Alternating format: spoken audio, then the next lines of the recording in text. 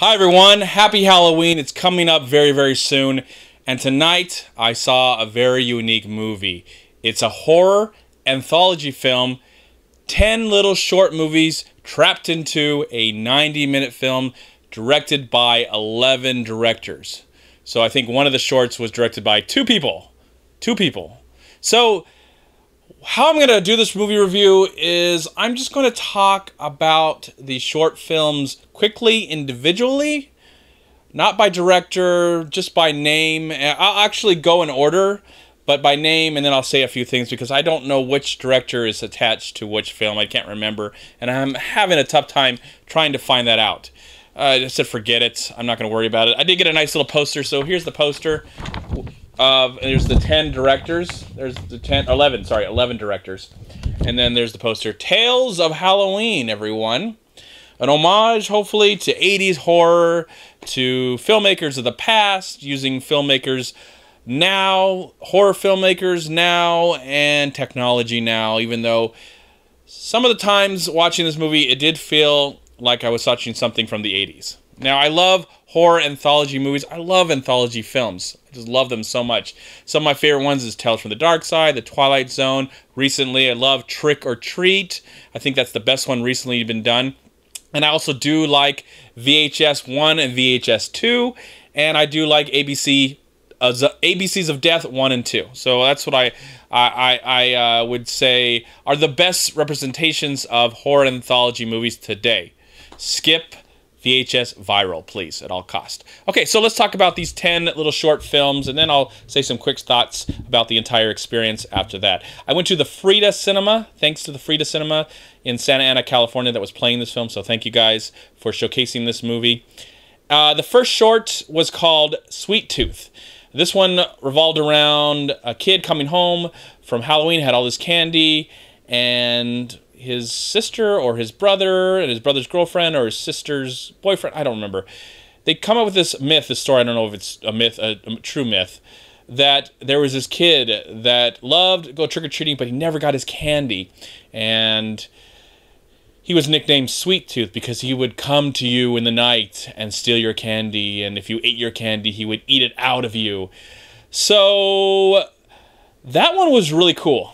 That one was a great way to start this little anthology film because I liked the way that Sweet Tooth looked like. I liked the makeup. I liked the creature. I wish there was more. It was probably, as I can think about, the only one that really scared me a little bit. I wasn't really scared watching this movie, but there were some cool images that scared me watching this one, so I thought it was a good, solid start to this film, to this whatever this is. The next one was called The Night Billy Raised Hell, and it's dealing with pranking, and this kid decides to prank this outcast in the city. He gets kidnapped. In the process, he's held to do all these horrible tasks and prank all these people, almost murder these people. I think some murder maybe happened, rob and stuff with this evil-looking man who looks like he's a devil. There's some surprises and twists at the end. I don't want to give anything away. I thought this was a good, solid one. I like this one. And I think this one was directed by the same guy who directed Saw 2 through 4, I think. So, Darren something. But I thought this one was good. I liked it. It was short, sweet, a little sick and twisted. And a great actor. Can't remember his name. Barry Boswick. I think Barry Boswick from Rocky Horror Picture Show had a small part in the film, short. Actually, a big part in that short. Next one was called Trick, dealing with these, I guess, young adults hanging out, watching a scary movie, and something tragic happens when one of the kids who was trick-or-treating stabs one of them. And then you find out why they are killing these kids, these trick-or-treaters are killing these adults. I don't want to give anything away. It was okay. Whatever. I don't really have much to say about that one. I thought it was okay. It didn't really do much for me. Didn't really, you know, it was like, oh, the twist, oh, don't care. Kids killing adults, don't care. Next one was called The Weak and the Wicked. This one had a really great creature effect, and sadly, it's on there for, gosh, I wouldn't say half a second. It looks so cool. This one's dealing with revenge. That's all I'm going to say. Someone gets his revenge. Just to say, someone gets his revenge on the bullies that happen around Halloween time. So this creature effect in this one was the best, I think, in the whole show. and I wish we had more time with that creature, doing something. Especially when the creature gets its revenge. It's like done all off the camera. So you get like one image of the creature, looks awesome, and then all the other stuff's done off camera, and I was really upset about that. Could have been really great. Missed opportunity on that one.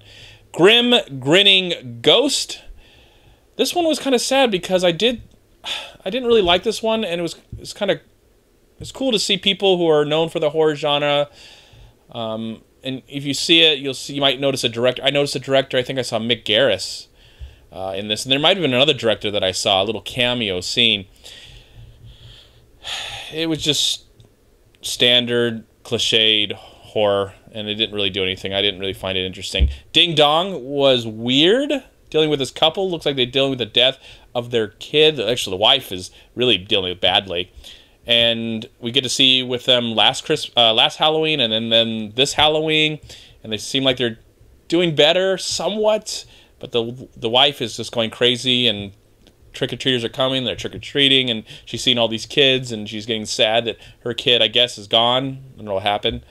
Yeah, but her husband, she's treating her husband like it's her kid, and then she's kind of a demon too thingy. Really weird. I can't say I loved it, but I appreciate the imagination that it had. Next one is called This Means War, and this was about like an older man having war with his neighbor across the street, a younger man, and they're competing over their display, their Halloween display. And the only thing I really liked about this one is the younger guy, who's not so young anymore, is played by the guy who was the rabbit in Donnie Darko. I think he was. It's good to see him. Congratulations. I'm glad you're still acting. And so they have this fight, whatever. It was okay. I really don't remember anything much about it, only the fact that there was that actor who was the rabbit in Donnie Darko. All right, the next one was Friday the 31st. And I would say this one is my favorite because a lot of gore effects. I like the ideas that it took on science fiction, cheesy things where it went. It really took risks. It was bizarre. It was bad. It was funny.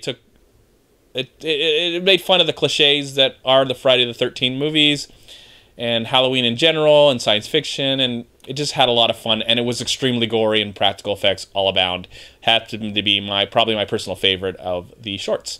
Next one, number 9, was The Ransom of Rusty Rex. This one had a nice cameo from John Landis, who, of course, worked on an anthology movie himself, tragically, sadly, with that situation with the Twilight Zone, but still, it is a part of film history. And he was a part of this. He had a small cameo, and there was an actor who plays his son, because his son gets kidnapped, but maybe his son is not his real son. And the actor who plays his son in this sadly passed away back in early of 2015. I believe he was run over or something. He was this actor who was a dwarf and worked on American Horror Story, so this was the last thing he ever did. So the major reason probably to see this film Tales of Halloween is to see this guy in his last performance, and he's really good. He's really good, and I like the outcome of this, and the actors who are part. I recognize some of the actors that were a part of this, and cool to see John Landis in the film, even though it's really quick. Still really cool. Love John Landis. Made the best werewolf movie ever made, An American Werewolf in London. All right, and the final one is Bad Seed. I like this one too. I wish it was a little longer and maybe more developed.